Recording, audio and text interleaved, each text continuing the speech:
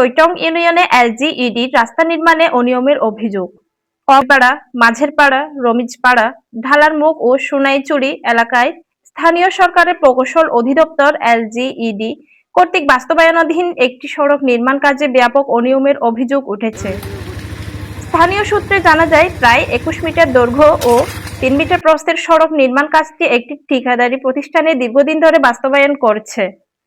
তবে কাজের শুরু থেকেই মানহীন উপকরণ ব্যবহার ও নির্মাণ বিধি লঙ্ঘনের অভিযোগ করে আসছেন এলাকাবাসী।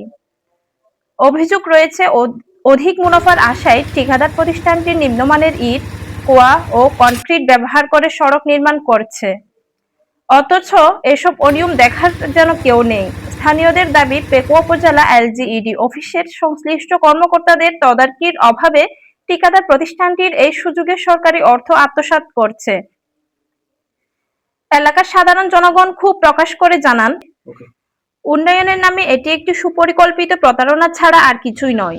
তারা বলেন, সড়ক নির্মাণে যে ধরনের ম্যাটেরিয়াল ব্যবহার করা হচ্ছে তাতে কয়েকদিন যেতে না যেতে রাস্তাটি ব্যবহার অনুপযোগী হয়ে পড়বে। এ বিষয়ে এলাকাবাসী ও সচেতন মহল দ্রুত তদন্ত করে দায়ীদের বিরুদ্ধে ব্যবস্থা গ্রহণ এবং মানসম্মতভাবে কাজ করার জন্য সংশ্লিষ্ট কর্তৃপক্ষের হস্তক্ষেপ কামনা করেছেন।